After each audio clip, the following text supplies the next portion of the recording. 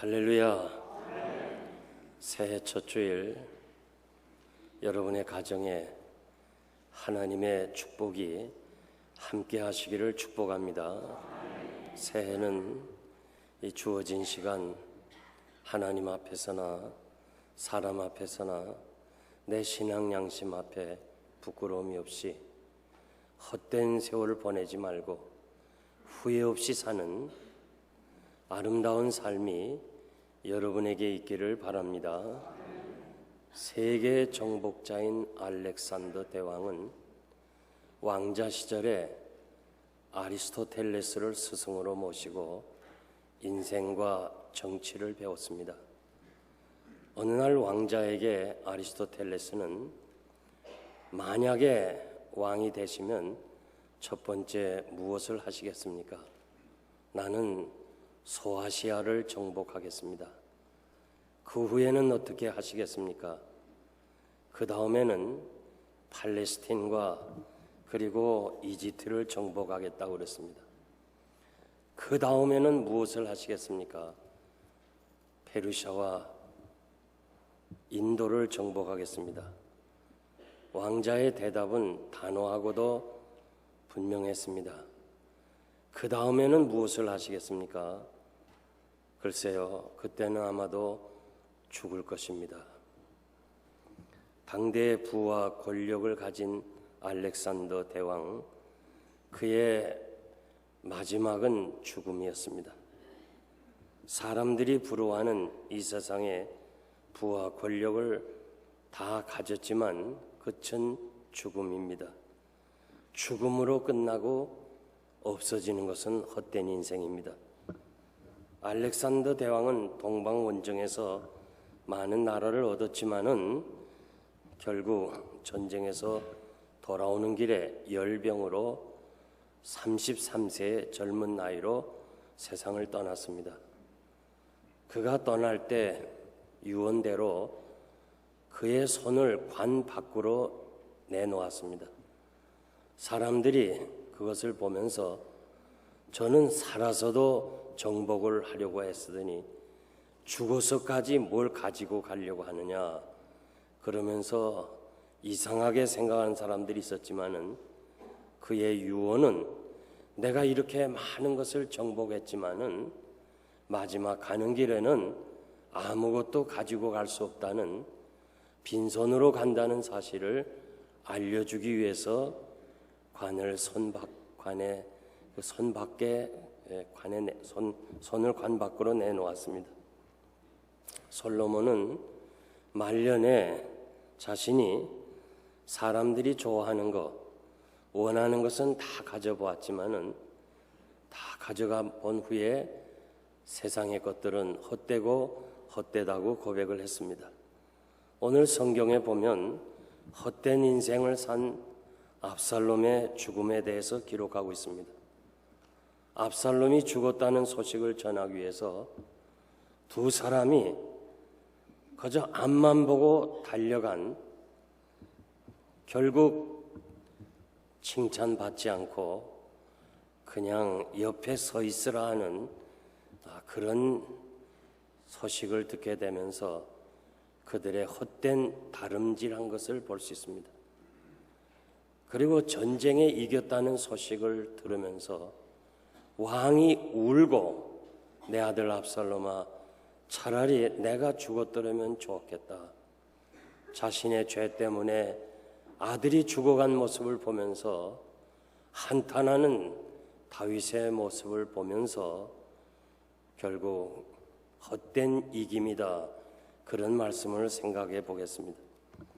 우리는 주어진 시간, 주어진 생에 현재도 그렇고 미래도 하나님 앞에 가지고 갈 수 있는 그런 아름다운 삶이 여러분들에게 있어지기를 바랍니다. 2013년은 진정으로 하나님 앞에서 바른 예배를 드리고 바르게 삶으로 인해서 여러분의 삶이 하나님 앞에 아름답게 쌓여지는 그런 삶이 되기를 소원합니다. 그러기 위해서 오늘 헛되게 살아온 사람들의 모습을 생각하겠습니다. 첫째는 헛된 인생입니다. 압살롬이 죽자 요압이 나팔을 불어 전쟁을 그치게 합니다. 무리가 숲을 가운데 큰 구덩이에다가 그 왕의 신분인데 시신을 집어 던집니다. 그리고 돌을 던져서 결국 돌 무더기로 만들었습니다. 당시에 죽은 자의 시신 위에 돌을 쌓는 것은 큰 반역자나 불효자에게 하는 일입니다.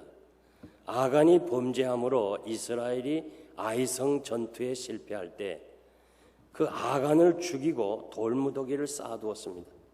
신명기 20장 18절 말씀 보면 패역한 아들이 있으면 성읍의 장로들에게 알릴 것이고 성읍의 모든 사람들이 돌을 던져서 그를 쳐 죽이고 돌무더기를 쌓아두라고 그랬습니다. 결국 압살롬은 돌무더기 속에 있게 되었습니다. 당시의 돌무더기는 수치의 상징이며 이것을 대중에게 알리는 일종의 표시였습니다. 18절에 보면 압살롬이 살아있을 때에 아들이 없기 때문에 자기 이름을 후대에 남기기 위해서 기념비를 세웠던 것을 알 수 있습니다. 원래 그는 아들이 셋이 있었지만은 범죄한 압살롬은 자기 앞서 세 아들이 다 죽었습니다. 그래서 자기 대가 끊어지니까 결국 나는 이런 사람이다 하면서 자기가 자기 이름을 세우는 이 기념비를 세워두었습니다.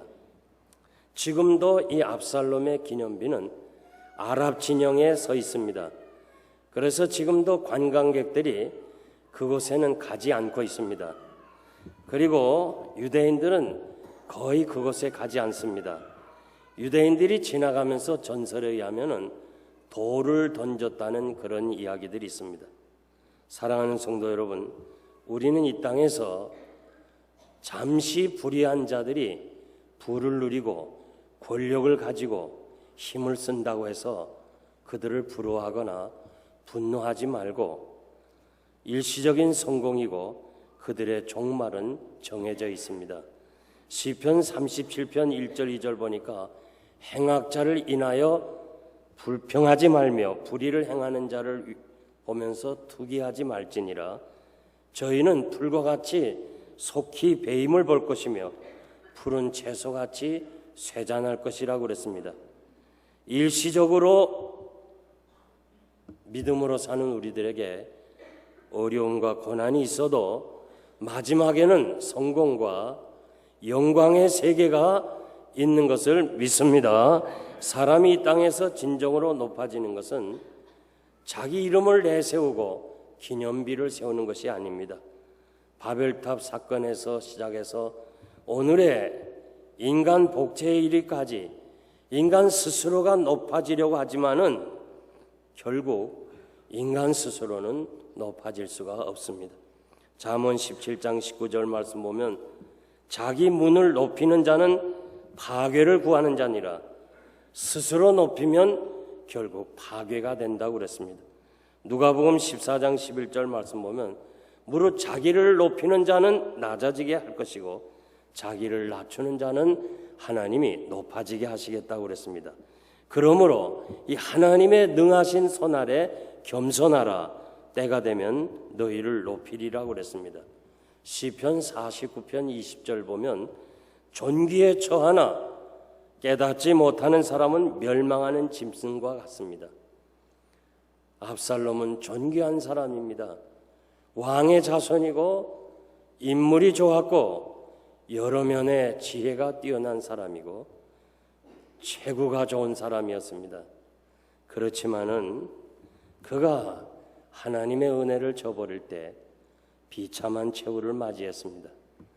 에서도 하만도 이 헤롯도 빌라도도 다 존귀한 직분을 가졌지만 세상 것 추구하다가 명예를 추구하다가 결국 다 패망한 사람들입니다.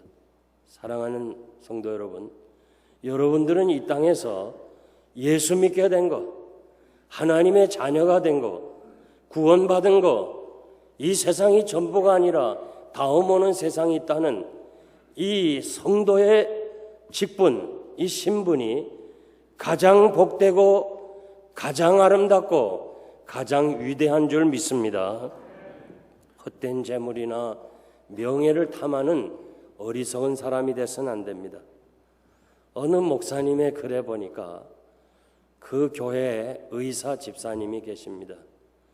처음에 어려울 때는 신앙생활 잘하다가 환자가 많아지고 이렇게 병원이 커지면서 교회를 나오지 않습니다. 그래서 목사님이 신앙생활 잘하자고 신방할 때마다 예, 합니다. 그러나 내가 지금 바쁘니까 또 지금 내가 공부를 하고 있습니다. 박사하기 때문에 공부가 끝나면 나가겠습니다. 결국 공부가 끝나고 박사학위도 받았습니다. 그런데 또 이렇게 말합니다. 지금 빌딩을 하나 산 후에 그 다음에 나가겠습니다. 결국 어느 날 만나니까 얼굴이 헬쑥해졌어요. 집사님 어디가 아픕니까? 요즘 소화가 잘 안 됩니다. 얼마 후에 그는 간암 말기 환자가 됐습니다. 그래서 침상에서 눈물로 성찬식을 거행했습니다. 그분이 죽은 후에 장례식 때 의사 면허증이 있고 박사 학위증이 있고 여러 기관에서 받은 표창장이 걸려 있습니다. 그것이 그의 죽음을 말해주고 있습니다. 그것이 무슨 유익이 되겠습니까? 제가 오래전에 이곳에서 장례를 한 사람 집례했습니다. 그분은 젊은 나이에 이민 생활하면서 힘들게 일하면서 그래도 꿈이 있었습니다. 내가 고국에 돌아가서 뭔가 하나 해야지. 열심히 공부도 하고 또 장래가 촉망되는 정치가의 뒷바라지도 해주었습니다. 그런데 그만 그가 젊은 나이에 세상을 떠납니다. 그의 관 속에 그가 정성스럽게 수고했던 박사학위 논문을 집어넣었습니다. 그리고 그 장례식에 이 김대중 씨 이름으로 꽃이 하나 와 있습니다. 조화가. 어떤 분이 저에게 이렇게 얘기를 해요.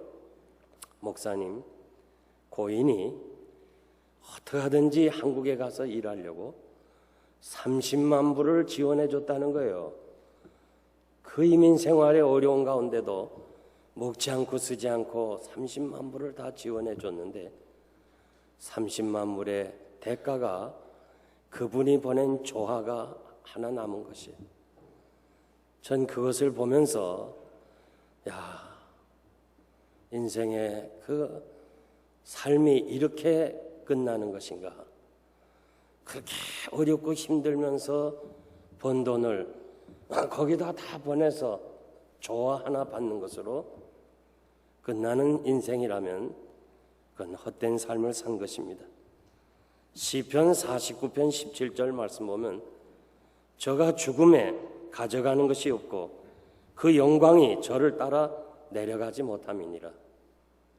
내가 죽으면 끝나는 그런 인생이 아니고 내가 죽어도 하나님 앞에 가지고 갈 것이 있어야 돼요. 이 세상 것은 다 내가 죽음으로 끝나는 것입니다. 그런 삶은 헛된 삶입니다. 두 번째 헛된 다름질입니다. 사독의 아들 아히마스가 제사장의 아들입니다. 이제 승전 소식을 왕에게 자기가 직접 전하겠다는 겁니다. 그럴 때 당신은 가지 마라. 가서 전하는 소식은 네가 칭찬 들을 얘기가 아니다. 왜? 요압 장군은 알아요. 압살롬이 죽었다는 소식을 전하는 것은 다윗 왕에게 칭찬받는 소식이 아니거든요. 가지 말라 하면서 구스 사람을 보냅니다. 구스 사람은 이디오피아 사람이고 다윗의 노예라고 생각합니다.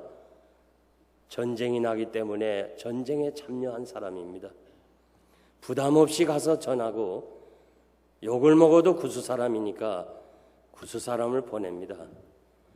그런데 아히마스는 자꾸 자기가 가겠다는 거예요.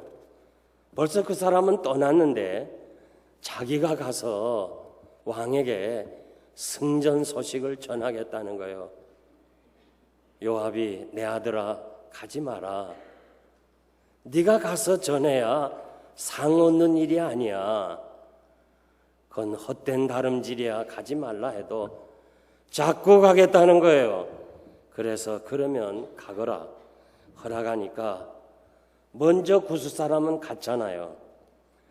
그 사람이 전하고 자기가 뒤에 가면 무슨 소용이 있어요. 그러니까 여기 보니까 들길로 갔다 그랬어요. 길이 아닌 계곡을 향해서, 지름길로 향해서. 구스 사람은 지금 이 에브라임 숲을 통해서 마하나임으로 정로로 달리는데 그냥 지름길을 통해서 앞뒤를 보지 아니하고 열심히 달려갑니다. 왜냐? 먼저 가서 알리하게 되기 때문에 그렇습니다. 그래서 그냥 열심히 달려서 왕에게 먼저 도착합니다. 세상 말로 말하면 성공한 사람이에요. 뒤에 출발했지만 앞질렀기 때문에 그래요. 왕이 이렇게 묻습니다. 이겼느냐? 적장이 죽었느냐? 그런 말 묻지 않고 내 아들 압살롬이 잘 있느냐? 이 이야기에 차마 왕의 아들이 죽었습니다 말을 못하잖아요. 얼버무리잖아요. 저 옆에 서 있으라. 서 있으라는 거예요. 그렇게 열심히 달려왔는데 결과는 뭐예요? 저 옆에 물러가 서 있으라. 헛된 다름질입니다. 여러분, 새해가 돼서요, 우리는 또 한 해를 달려가야 될 사람이에요. 지금까지 열심히 살아왔어요. 이민생활 정말 열심히 살아왔어요. 저는 여러분의 삶을 인정하고 있어요. 그런데 그 앞뒤를 가리지 않고 그냥 앞만 보고 지나온 세월, 과연 나는 지금 무엇을 얻었으며 여러분들이 가진 것이 무엇입니까? 문제는 우리 자신이 내 자신을 위해 살면 안 돼요. 왜 아히마스가 헛된 다름질을 했어요? 왜 그 사람이 그렇게 열심히 달렸는데 결과가 그렇게 됐어요? 이유는 하나예요. 자기 자신을 위해 살았어요. 승전 소식을 왕에게 알린다. 그거는 구수 사람으로 충분해요. 그 사람이 가서 전해도 돼요. 그런데 내 자신이 뭔가 인정받고 칭찬받겠다는 자신만을 위해서 달려왔기 때문에 그 길은 헛된 다름질이었습니다. 데이빗 리빙스톤이 아프리카에서 사역을 하다가 이제 그가 죽어서 그 시신이 영국으로 돌아옵니다. 온 국민이 그를 존경하고 그의 죽음을 애도합니다. 웨스트민스터 사원에 가보면, 지금도 웨스트민스터 그 예배당 거기 가보면 그 복도에 전부 영국과 세계 인류를 위해서 위대하게 산 사람들의 시신이 묻혀 있어요. 양 복도로 쭉. 거기에는 비석이 땅바닥에 깔려 있어서 이름을 다 볼 수 있어요. 수많은 사람이 그의 장례에 참여하고 울고 있는데 머리가 허연 한 사람이 땅을 치면서 애곡하는 사람이 있어요.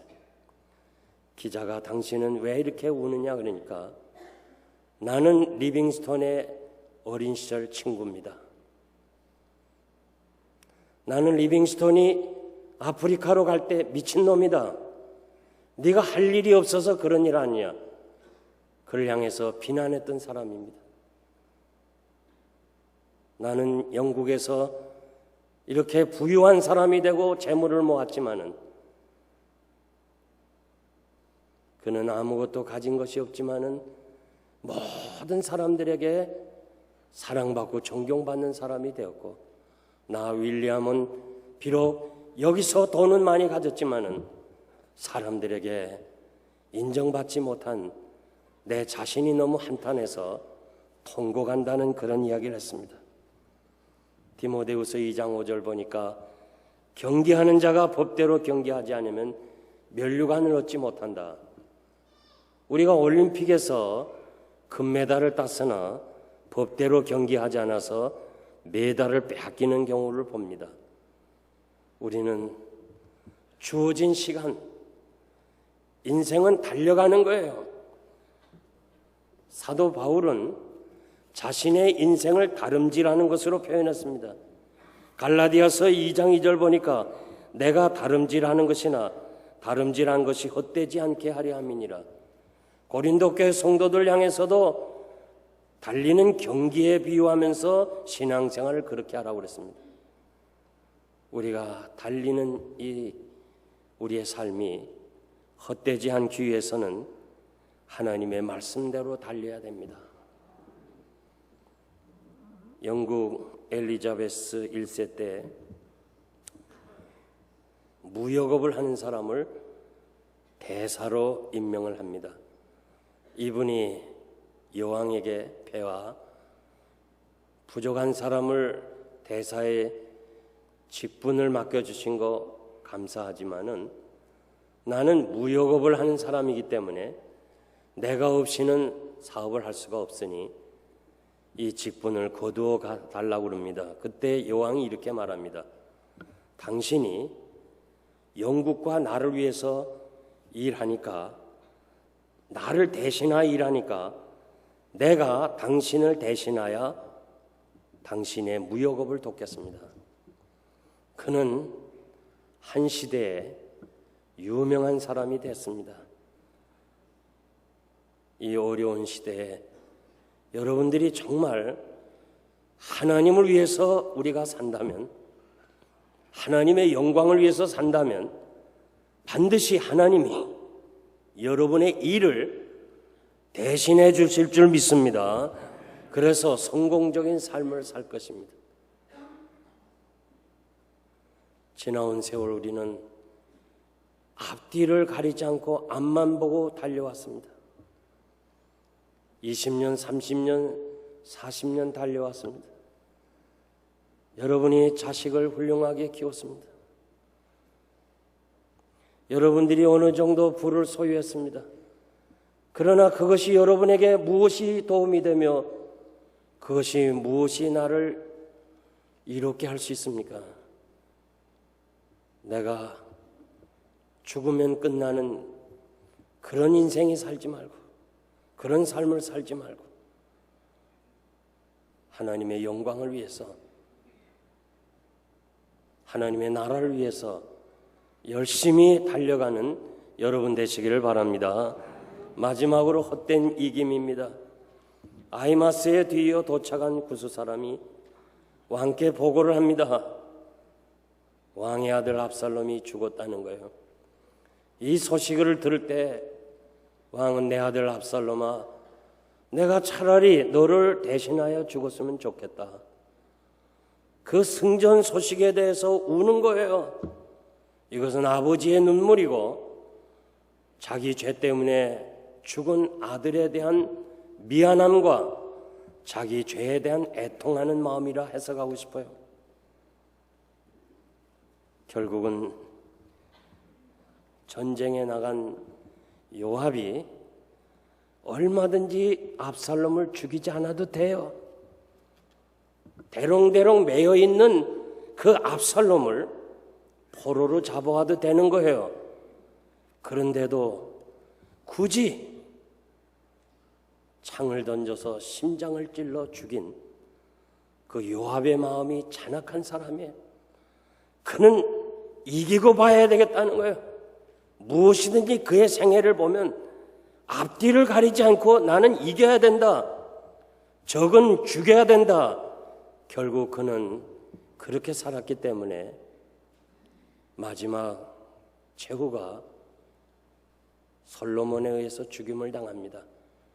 요압이 얼마나 마음이 아팠으면 아들 솔로몬에게 솔로몬아, 저 요압을 백발로 평안히 음부에 내려가지 못하게 하라.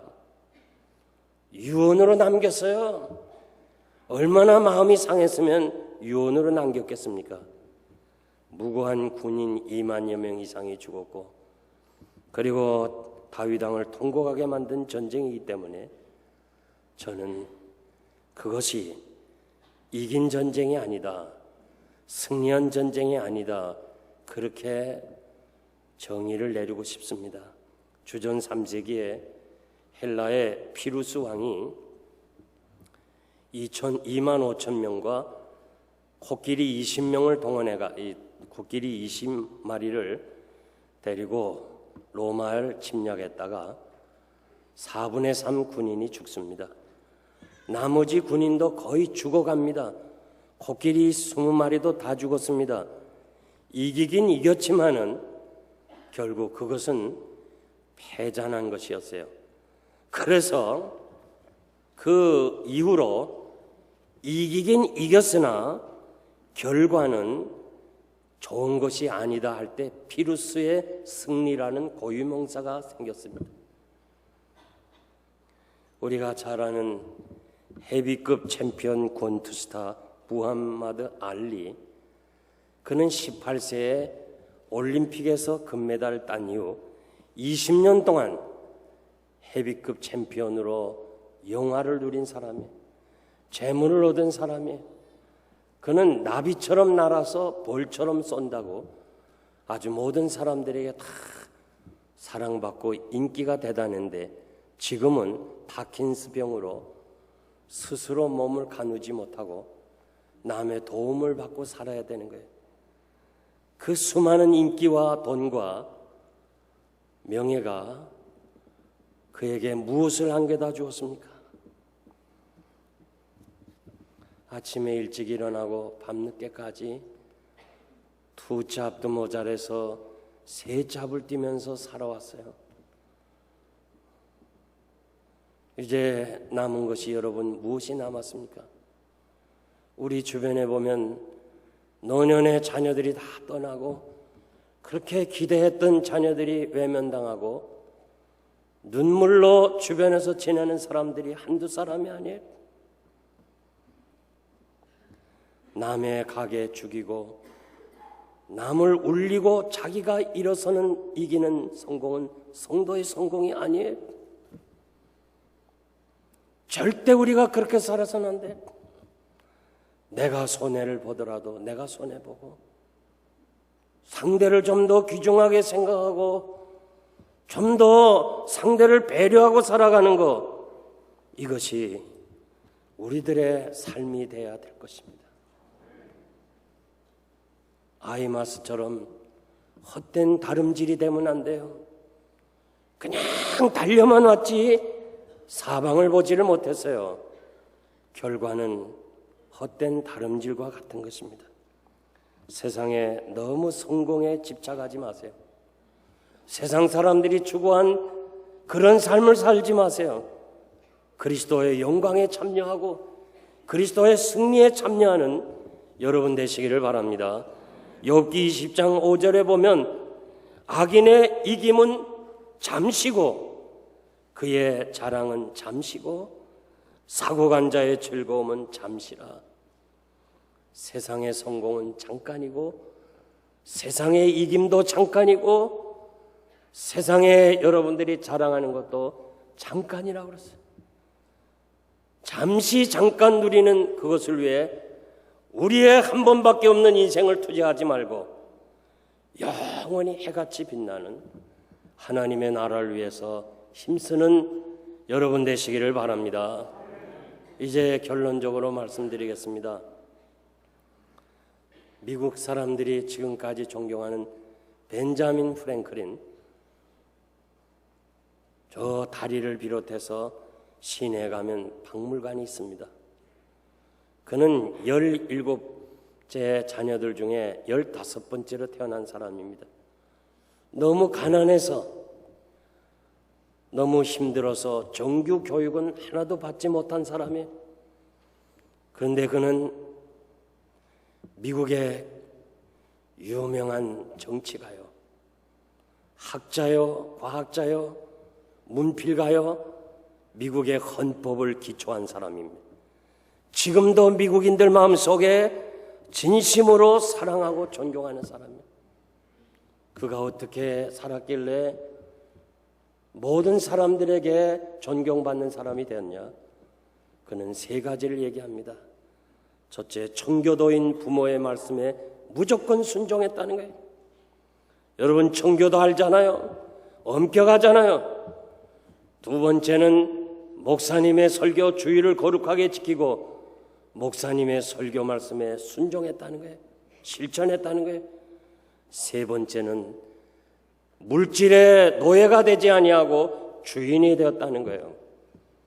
물질의 노예가 되면 안 돼요. 물질을 위해 살면 안 돼요. 물질의 지배를 받으면 안 돼요. 여러분, 열심히 벌어서 그 물질을 하나님의 영광을 위해서 사용해야 됩니다. 이 세 가지 우리도 할 수 있어요. 어려운 거 아니에요. 우리도 부모의 말씀에 순종할 수 있어요. 부모가 계시지 않으면 나이 많은 사람들 그 말씀에 우리가 순종하면 돼요. 주의를 거룩하게 지켜야 돼요. 새해는 여러분 주의를 생명처럼 귀중하게 여기고 예배를 바르게 드린다면 하나님이 반드시 여러분의 삶을 통하여 축복으로 함께 하실 줄 믿습니다. 우리가 나가서 열심히 돈을 벌 때 물질의 노예가 돼서는 안 돼요. 물질만을 추구해서 살아서는 안 돼요.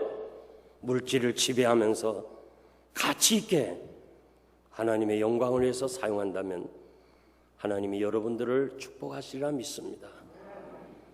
이제 이 새해는 정말 하나님 앞에서나 사람 앞에서나 내 신앙 양심에 부끄러움 없이 최선을 다하는 복된 한 해가 되기를 바랍니다. 기도하겠습니다.